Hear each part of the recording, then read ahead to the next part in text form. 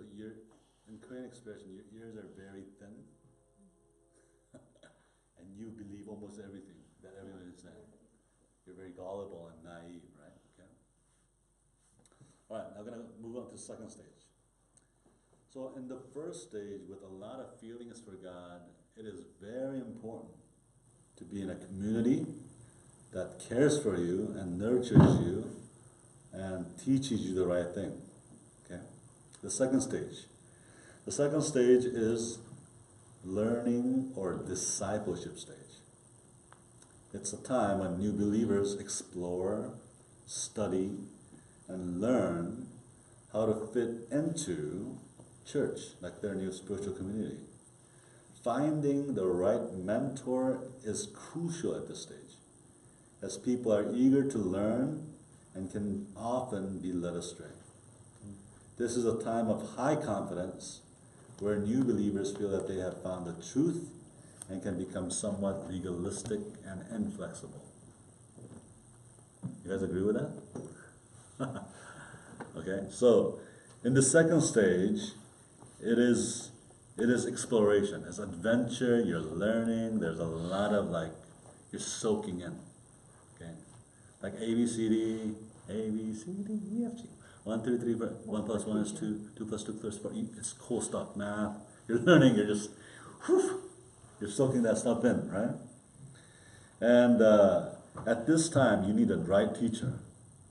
The right teacher, the right mentor, the person that can really teach you the right things.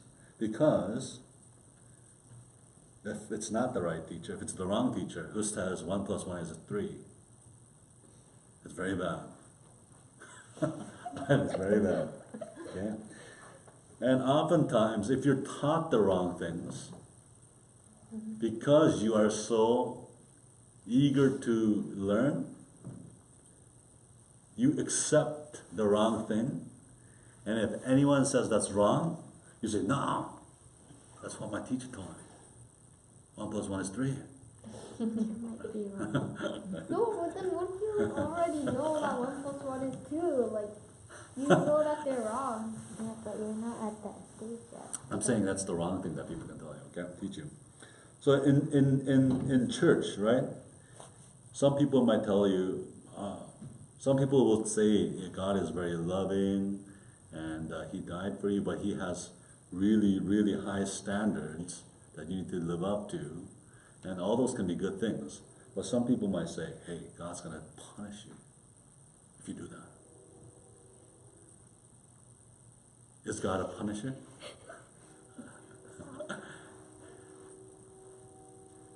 Well, we're not going to get to that discussion right now.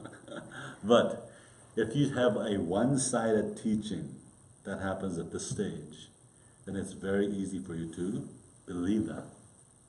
Okay. Right, if people find a healthy mentor, they will continue to grow, moving from disciples to teachers and leaders. All right. Now, this third stage. If everything goes well in the first stage and second stage, this third stage is a time where now the believers or the person helps others learn what they have learned. Okay. Their leadership, the people that have led them, is often praised and rewarded, and they feel like they have arrived. It is a confident stage, the pinnacle of what people expect from spiritual growth and leadership. If things ended right here, everyone would be happy. But it is not so. Okay, so you get to know Jesus and you learn about Jesus, and now you are able to teach others about Jesus. Is that the end? No. No. There's 3 more stages. There's 3 more stages.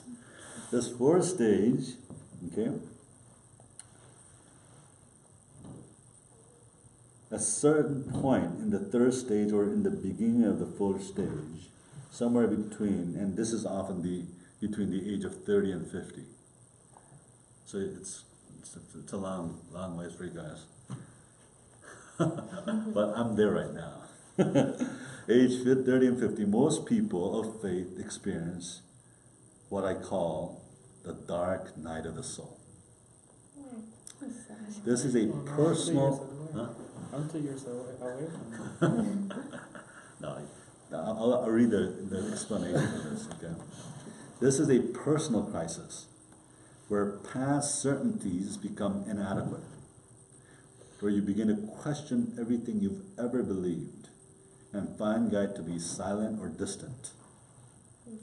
This frightening experience is not destructive, but a doubt that leads to greater faith because it strips away the subtle selfishness and permeated the third stage without being aware of it. Right? So you are literally humbled at this stage because everything you've known kind of crumbles. Your faith is shaken. You are in a very, very bad place.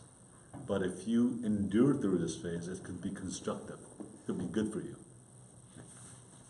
Now, many people in this fourth stage back away from faith. They run away from God and blame the church for everything that's going wrong. But those who endure through this stage move on to the next stage, which I call the journey inward. Up until this point, we accepted the purpose of the church or our own ambitions as the purpose of God.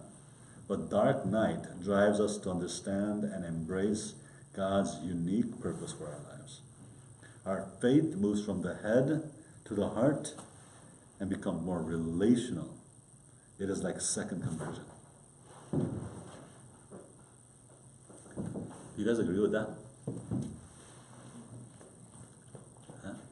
It kind of sounds like the hero's journey in literature, where like you have a mentor guiding you, and then you enter this point where you're on your own, you're at your darkest moment, but you overcome it, you reach a moment of truth, and then like you're at the same place where you kind of started off, but things are different and better this time. Okay. Oh, that sounds like kind of like the Back to the Future movie one.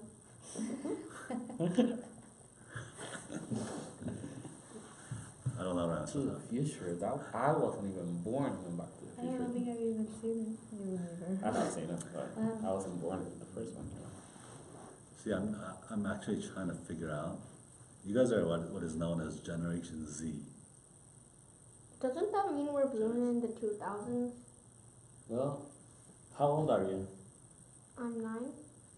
He's like borderline Generation Z or Alpha, and borderline Alpha. Okay. He could be Alpha. Yeah. Yeah. That's like a whole new alphabet starting. Yeah. So he's right, because it's actually like the call line was the kids that are 9 right now. Okay. I was born on 2009. Not that long ago. See, here's a generation. Pastor is a borderline X and millennial. X and Y. She's Y. He's Y. She's definitely Z. And you could be Z, but either Z or Alpha. The next Start A. it again. Go back to A. I'm A2. Anyway, all that to say is this journey, okay? First, everything is all about learning, growing, teaching, and then and it is what you are doing for God and for other people. And then all of a sudden you experience this dark night, meaning that there's crisis of faith, like inward struggle. And all of a sudden, it is no longer for God, and it's no longer outside. It's an internal journey, and you become far more relational with God than a worker for God. Okay. Now, the fifth stage, okay? The fifth stage I call journey outward. At this stage, we go back into the world, and we do the kind of things we did in the third stage, but with different, more selfless motives.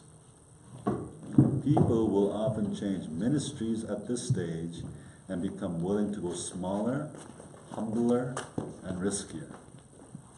They are now living God's purpose rather than that of an institution or others. So, there's this, first, second, third, and then fourth you go back down, and then you branch out again at the fifth stage. This time with far more pure motives than ever before. Okay.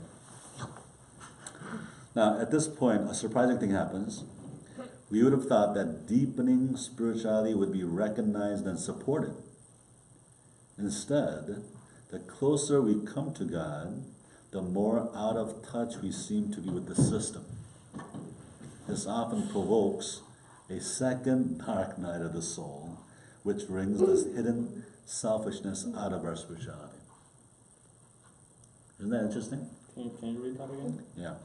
So at the fifth stage, we would think that our deeper spirituality would be recognized and supported by the church or the system.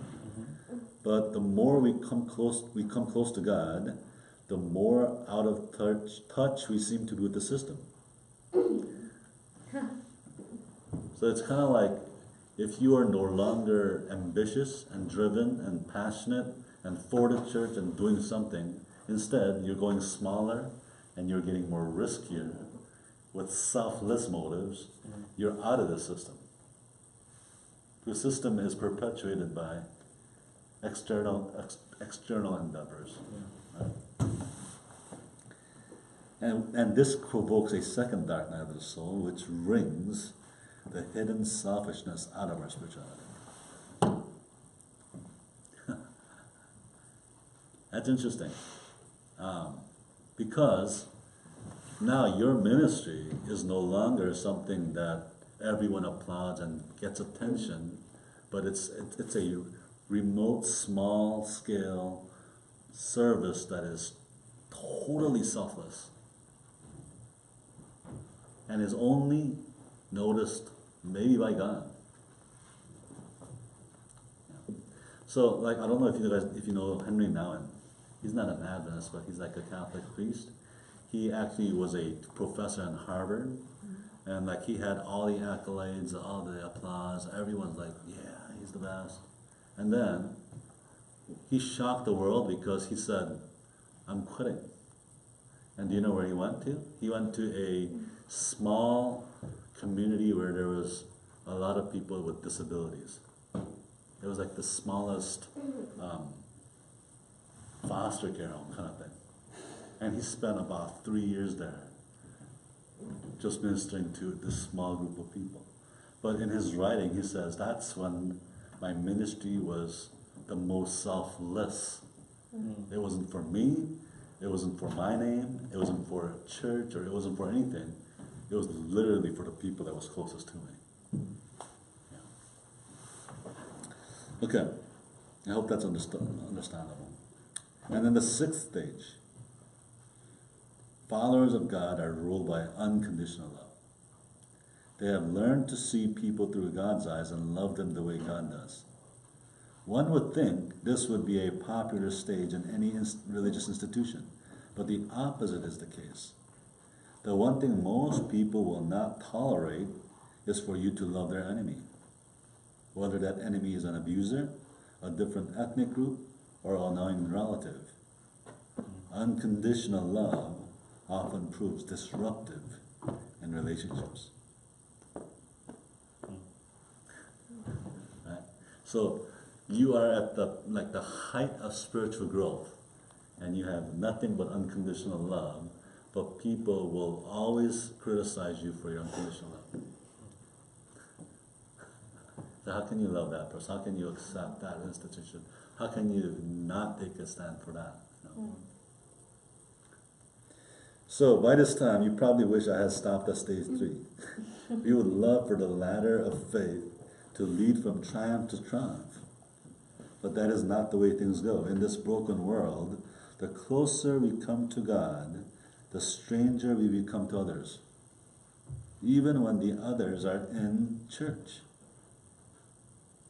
So this is a summary. of stage 1 through 6. Okay, I want some feedback. What do you guys think? Does he hit it, or is this? Well, I can only talk to up to certain point because I haven't Right. lived Yeah. to go through the other stages. I think I'm in stage 3. Okay. But like at least till stage 3, I would agree. But I haven't experienced the other stages yet, so. Okay. But I do see how going deeper into the spiritual levels that he talks to, it will be harder because like he was saying, the closer you get to God, the farther away are you from the world and from the way of thinking of the world, and even from the people in the same church, because they might be at a different stage and you're starting to like differentiate from them. So. Yeah. But I also think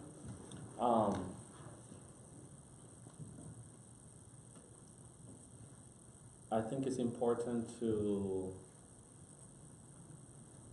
recognize that there's different stages of spirituality, Yeah. and that we need to search to grow in those levels, because a lot of people, like, and I'll include me in the list, like we reach a level of spirituality and we say, I'm good. Yeah. I'm good. So I don't need to do anything else. Like, this is a good place and I'll stay here. Like, and I see that with a lot of people in church today, like, where they have reached a certain level of understanding or a certain level of love for God, and that's it. Yeah. See, what I realized from this is, normally, like when we just on our human standpoint, when we look at people that's on fire for God, it's like, oh man, that guy's so spiritual. But according to this, That's the first level. it's before dark night of the soul. Yeah. So to put it in simpler terms, to easier terms for you guys here, believing Jesus doesn't make your life easier. It doesn't make you more comfortable, but it makes you stronger. So you can knock down more opposition. It's kind of like you develop bigger muscles, both physical, mental, and spiritually. Life might get hard, relationships get hard, right? But the more you believe in Jesus, you get stronger. Okay. But getting stronger is not something that is seen on the outside. The greatest muscle that is developed is your heart muscle. And you lose more of you in the equation. It's not about you displaying yourself, you doing all these amazing things. It's about just you being very still and quiet, and a very intimate relationship with God. And when your spiritual growth hits a certain level of maturity, you just love everybody. You just begin to love everyone, which is like the strangest thing. It's you love people that hit you, gossip about you. You love friends that are always taking your lunch, taking your quarter. Like, you just love everybody. You love the teacher who is always like winking at you, and it's just really disgusting. You begin to love everybody. You just begin to love everybody. So yeah, this hit home for me because it just kind of showed me that in my own pastoral ministry, I could be filled with so much self. and that has to be all run out. Right? Yeah. So one thing I'm curious about is like this like stage of faith. Like, is it like always in this chronological linear like path, or is there like how you reach this stage but like you like kind of fall back into a previous stage, or you like jump from like one stage to like another aspect in a different stage? Yeah. Like for example, if you're like a new like believer of God and you love Him, and all of a sudden this like sudden accident causes you to like distrust everything about God and like be resentful, and then you find God again and your faith grows stronger, and then you find a mentor and things like that. Yeah, that's a very good question. Yeah, what do you guys think? I think you actually fail forward, meaning it's not linear. It's a cycle. It's a continual journey for you to struggle with your doubts, your questions, circumstances, like your status, and you just keep falling forward. You get up, fall forward, get up, fall forward. And there's going to be a lot of bruises and pain, yeah. Yeah, I don't think you can move backwards just because, like you said, like you're going through new experiences and new knowledge that you might have not gotten before. You can't actually put that back, you know what I mean? Like through those experiences, even if they were bad or good, there's something that would teach you. Yeah, you still like gain something. Right, exactly. So there has to be a mentor all along the way. You would always have to pray for a mentor that will continue to show you a better way. Okay? So is it like getting held back? Like in school, like if you like fail a test, you get held back. So you do it again so you can like pass it.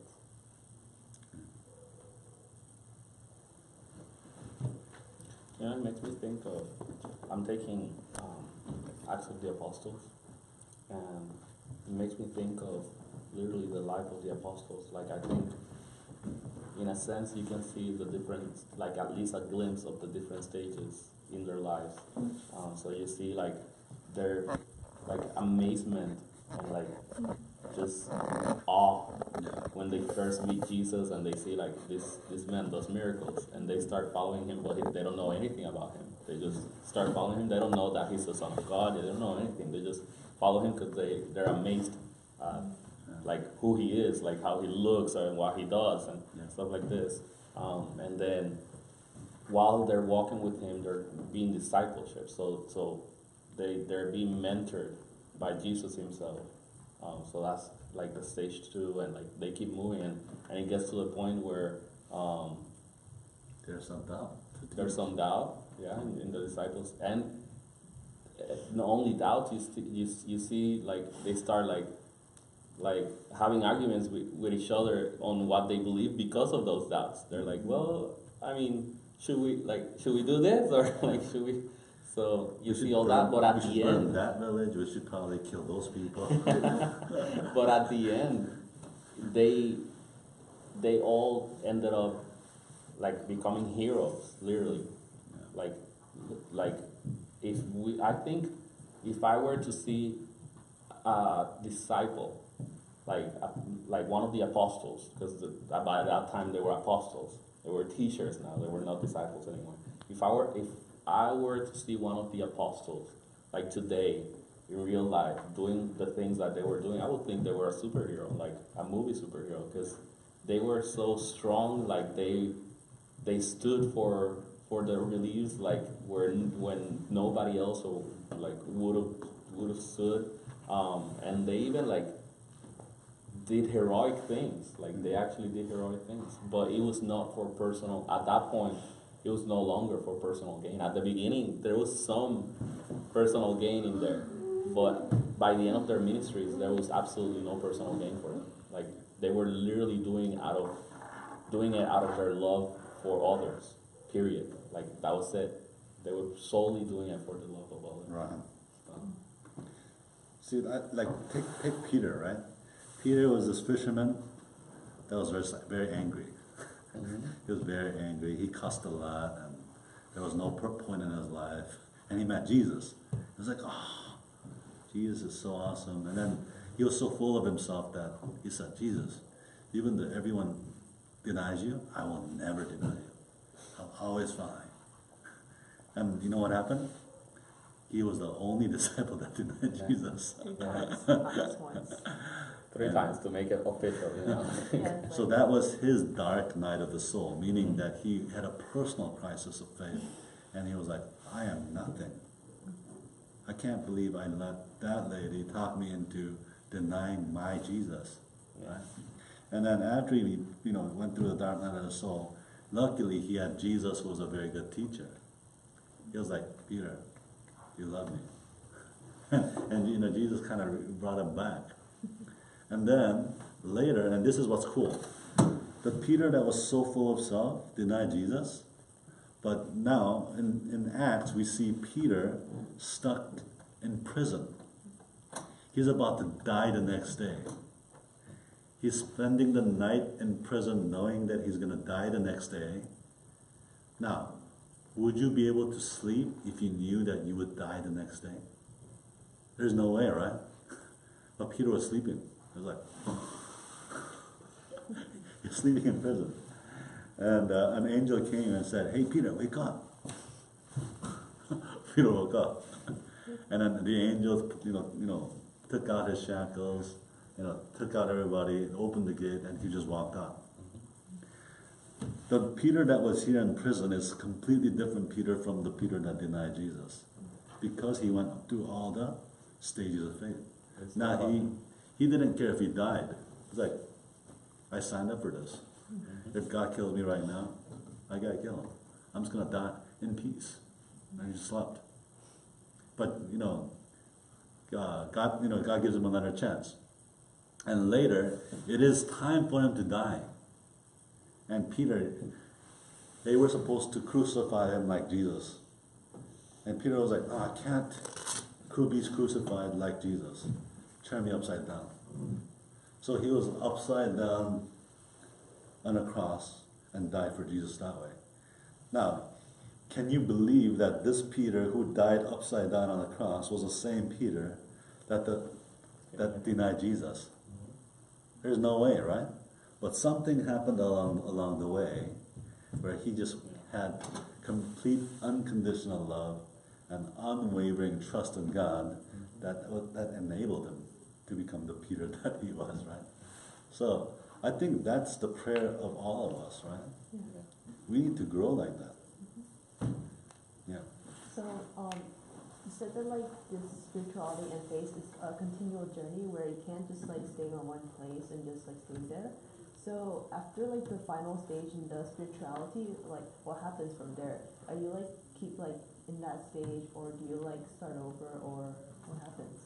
So you keep studying, you keep learning, and yet you keep experiencing these unknown, like variables. These things that happen in life that you don't understand. Why did that happen? Why are so many, why is there so much, trafficking in this world? Why is it so evil? The world's so evil. Why, there's a lot of questions that conjure in your mind, especially when you get to college. Then you're introduced to other isms, all these other beliefs.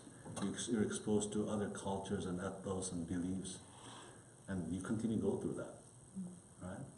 And then, that's the test you go through.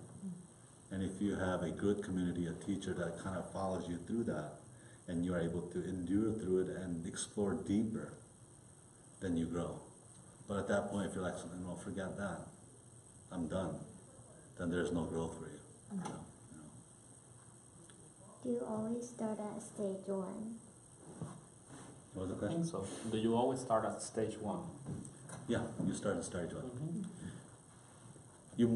For you guys might not have had that stage 1 right now, because your parents had that stage 1. It's like your mom, I know for a fact your grandmother, your grandma has stage 1. She was like, yes, Jesus. And she began that process, and she was growing in her faith, and your grandma had your mom. And your mom also experienced that, and your mom had you guys. Now soon, you will go through that, and it's impossible for you to imagine, you will have kids. That's completely unimaginable, but you will have kids pretty soon. It's going to fly by like that. So like for stage 3, or it's like, is it like always like age 30 to 50, or could it be like younger or like way older? Yeah, it could be later in life too. It could be earlier too, depending on how fast you grow. I know people that are just so mature. Like, for me, it was always, in high school, I had to hang out with people in college. I just couldn't hang out with high school kids. I was like, it was like the dumbest thing. I couldn't understand them. But when I was talking about like sophomores and juniors in college, I was like, this is more like it, you know. Not that I was all superior, but the level of like, you know, understanding. So some people are faster, some people are later, but this is commonly what people go through. It's an average. And I think you can also see that with the disciples. Like some disciples were older when they figured out like what was going on, and some of them were younger, like John. Yeah. John was the youngest one. Yeah. I was talking this past weekend, the retreat, about how early, like in the early ministry, right after, you know, well, during the discipleship with Jesus and all that, like the disciples had competition with each other, you know, like it wasn't all like friendly family like we imagine it. Like there was some competition there, which just goes to show that their spiritual level was not there. We talked about, you know, this story. I had never like seen it that way, but it was actually during Catalyst that I saw it, where Peter and John hear about Jesus' resurrection, and they run. And John describes the moment where like both disciples run towards the tomb to see like if Jesus was there, and he makes sure like he writes it. We counted 4 times, right? He says 4 times that he got there first, like just so that everybody knows he got there first. And he doesn't say his name. He says the disciple that Jesus loved. Yeah. Passes him. And gets there first. So that goes to show like the competition right after the next chapter. After that, is the next chapter? Yeah. Yeah, you have Peter having that conversation with Jesus, like where Jesus asked him, "Do you love me?" And then right after that beautiful moment, he ruined that moment, even though it was such a beautiful spiritual moment. Like he was having the most beautiful conversation you could have with Jesus himself. Like you're talking about like love and like that reciprocity of love and all that, and he ruins the moment by like, what about John? Like, so What's gonna happen to him? Yeah, what about him? You love me, that's fine, but what about him? So they like that just shows you that even the disciples that we see them as like this perfect group of people since the beginning, they were going through these stages, and it's a natural process of maturing in Christ. It's not something that we can, you know, just because you are a disciple of Jesus at that moment, you skip all the process and you're in the last stage. And it's funny because John is unmarried. He's probably a teenager. Mm-hmm. And Peter had a wife, meaning he was older and probably fatter. So That's why he lost the race. So if John and Peter are racing, who do you think would be more faster? John. Definitely. It's like Peter had all this fat jiggling, trying to run to Jesus' tomb. And John was like, he was writing, yeah, I got there before Peter. Like that was a good thing. That was like the wonderful feat that he has accomplished. That was so hilarious how he put it. It was just like, he wrote that in the Bible. Yeah. Like all the places. Mm-hmm. Let me find it. I don't know. I think it was John 20, right? Yeah, we read it over Oh my goodness. in the retreat, and we discussed, because we talked during the retreat how we are running a race and how dangerous it is to start comparing to other people when we're running the race, and also how important it is to have other people that are there to like help you, like grab you when you're getting tired, and just like, no, let's keep running and help you carry. And that's why Jesus says like, You know, when Jesus says that his yoke is light, he literally means like a yoke is usually something that two cows have together. It's not one cow. He literally means like it's easy because when you're most tired, like there's somebody right next to you willing to like help you, like run the race with you. So. Yes. Let me read this, okay? It's John chapter 23, verse 3. So Peter and the other disciple started for the tomb. Who do you think the other disciple is? John. John's writing about himself, okay? He doesn't like saying, and the other disciple started for the tomb. Both were running, but the other disciple outran Peter and reached the tomb first. That's verse 4, okay? He bent over, looked at the strips of linen lying there, but did not go in. Then Simon Peter came along behind him and went straight into the tomb. So Simon got there and he went past Peter and went into the tomb. Okay. So that means that he was last because he has to go. And then in verse 8, finally the other disciple, he's talking about himself, who reached the tomb first, also went inside. So he's making an emphasis. I was there first. You know? But that just goes to show like that his level of spirituality at that moment wasn't, you know, he was probably in a stage like 3. It was all about like his experience and his like you know, it was all about him. Do you have a question? Yeah, a question. Let me tell you the story of John, okay? John and James, they were called the sons of thunder. You know why? Because they had really bad tempers. They got angry, they were mad, they had anger issues. They had to take anger management classes. It would scream so loud that people would hear thunders. And this was the kind of John that had to always win arguments. Okay? He was youngest. He had more, he was most, like full of himself. Okay? He also tries to outrun Peter. But later, when he's almost 90 years old, or over 90, he's in an island called Patmos. It's a lonely island, and he's sent there because he is faithful to Jesus. Okay? So people who are faithful to Jesus are often either killed or sent to very lonely islands. Imagine, you're in an island all by yourself. Would that be like scary? That would be pretty scary. He's there all alone, and then they try to put him in a oven. Like oven, right? Boiling oven. And they try to kill him. Try to kill John.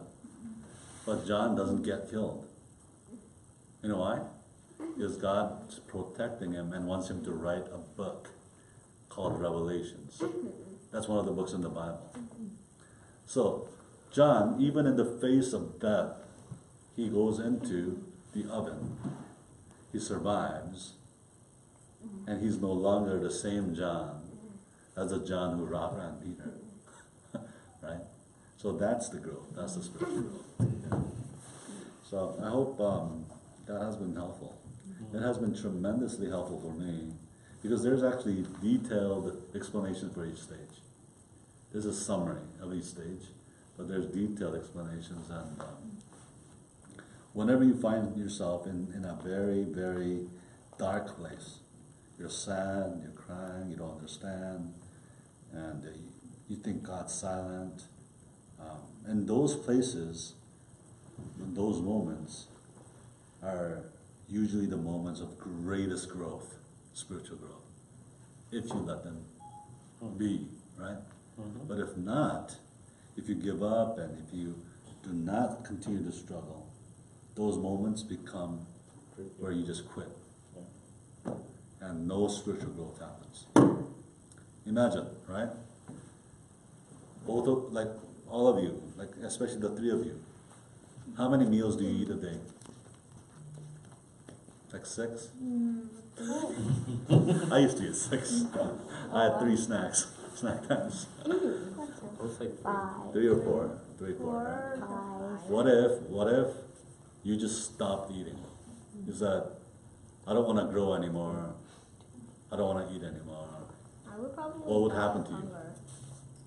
You just stop. You'd be this tall all your life. But then wouldn't I die of hunger?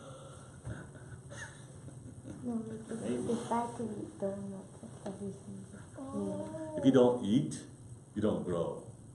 Okay, all your nutrition, the way you grow taller, like if you don't eat and if you don't sleep, you get shorter.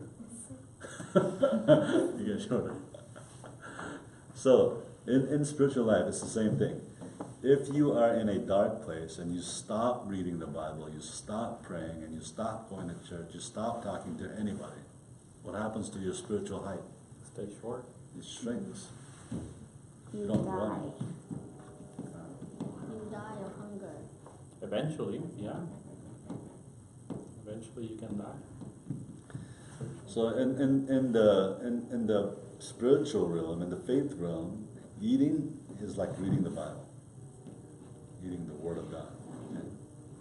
And praying is when you're sleeping, but it's a good sleep. You're talking to God, right? And that makes you grow. All right, I think that's the end of the content I have.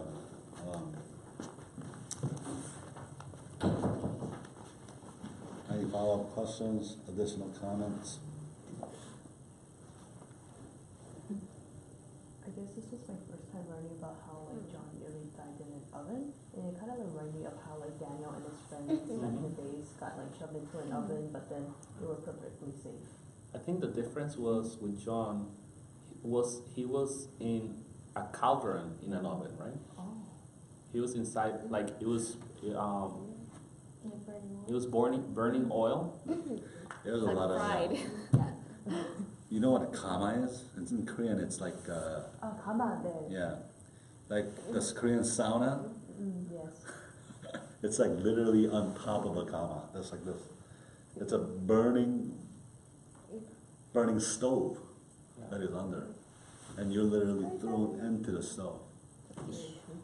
Yeah. What's crazy is that he was completely unharmed. Like, yeah. They tried to kill him multiple times. That was not the only time they tried to kill him. That's why at the end they gave up. They tried to kill him so many times and he would not die. That at the end they were like, we cannot kill this man, so we're just gonna send him to an island, because they realized that like there was no way they could kill him because God was with him. So at the end that's why they sent him to a deserted island. And what's cool is that goes on to show you that if God has something for you to do, no one can kill you. Nothing can kill you. So one of the prayers I pray, and whenever I go on an airplane, is like, these people are so lucky because none of them are going to die. God still has something for me to do. Anyway. Yes. And then another thing I found interesting was how you equated like reading the Bible as to eating, because like in Revelations, didn't like John get a scroll from like an angel or like God and like ate it, and it was like sweet like honey but bitter in his stomach. Yeah. Right. That's the vision that he had in the Patmos. So I mean, there was very close communion, revelation, like intimate, fellowship, conversation with Jesus. I think that was probably the best moments in his life. I mean, Revelation is a powerful book. It's a symbolic book, but there's so much content in there. Jesus also makes the analogy of, Like the body and then like the blood. yeah, but he also makes the analogy of like his words being food, and he says like how like sometimes he has to, like, you have to start with milk, something soft, because they cannot understand, they cannot eat the hard stuff yet, Yeah, the scroll that John actually talks about that is being eaten is actually like it's split in between Old Testament and New Testament, and then later it gets sweeter because there's understanding of that content and material. But if you don't understand it, it's bitter, Yeah. sleepy? Was this week midterm for you guys? Oh, yes. Like, the schedule for my classes this week was all messed up.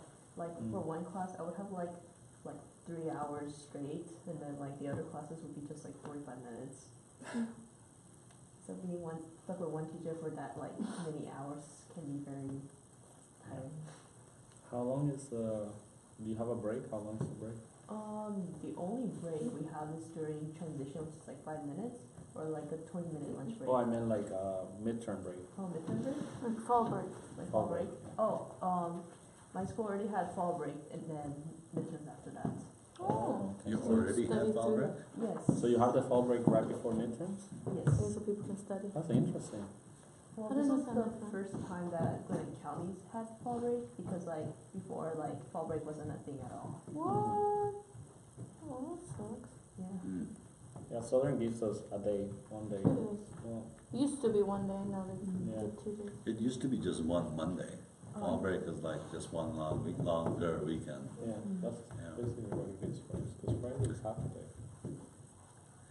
See, midterm is a good example, you know, like when you are cramming or you're studying for it, you feel like dying. Like all that in your brain. And then you go through it and you're just better for it. Mm. You know?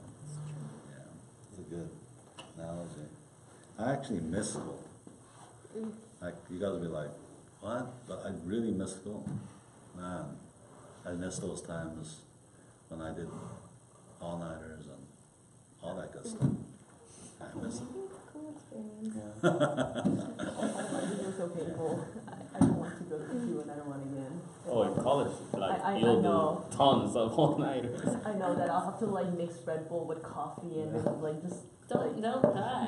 Don't die, but Now, usually the all-nighters were for group projects and presentations. oh yes, definitely. Because all your group just slacks off. It's like, Oh, they were yes. like, oh, we should do something. like, but do whatever, like, I would say try whatever works for you. Because, for example, for me, all-nighters don't work. Yeah. Like, if I try to, like, stay all night working, like, it doesn't, and her dad was telling us the same thing, that when he was in college, all-nighters, like, was actually worse for him. And that's how I feel. Like, if I have a lot to study, I go to sleep.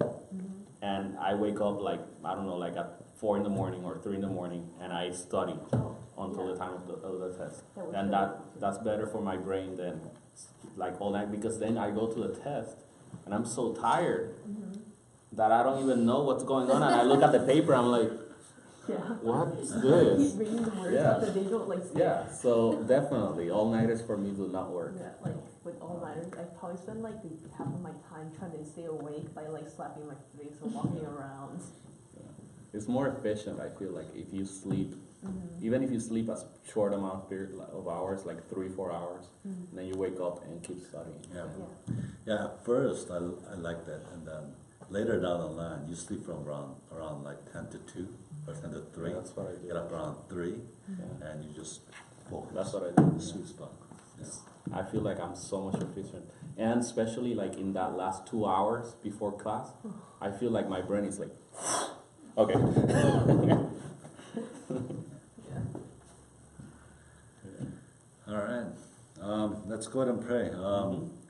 Do we have any prayer requests? Maybe a prayer request for the people sick and like tired from midterms. Yeah. Mhm. You guys for people's learning. And also I have to turn in my portfolio for teaching this week. And so I've been doing that last week. And I have to keep doing that because I'm not done. Dark night, the night of the soul. Talking about all-nighters. For my brother, he had surgery today, Oh. so he's in recovery right now. They're coming to visit me pretty soon, so you'll all get to meet my entire family. Yeah. One of our EM family members' dad, he is deteriorating really fast. Heart condition. I can't say the name,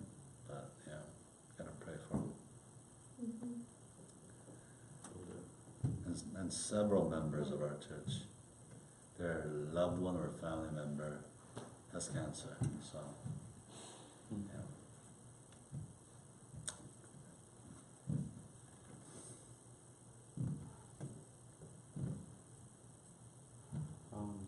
Right.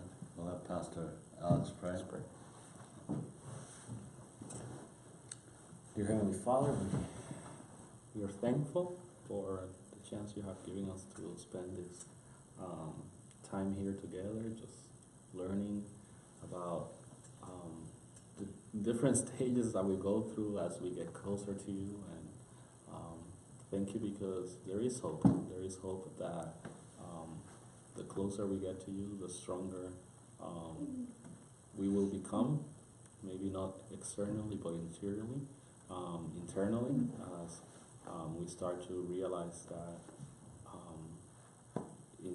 you have called us to care about others, and we should turn our focus into ministry and just being able to help other people. We ask you to continue to help us to grow in this process and not just plateau, not just stay stuck in the same place in our spiritual life, but to continue to grow every day more in your presence. And we want to lift up this prayer request that we have said here today. We pray for the people down in Florida. We pray for those people that are going through sicknesses or illness here at our church, our family members. And we pray for our schools, and as we get ready to, continue this second half of the semester, we want to lift up a prayer, especially for all the students here at church, so that we can be given the motivation and the strength to continue in our studies. We lift up every single one of these prayers in the name of your one and only Son, Jesus Christ. Amen. Amen. Amen.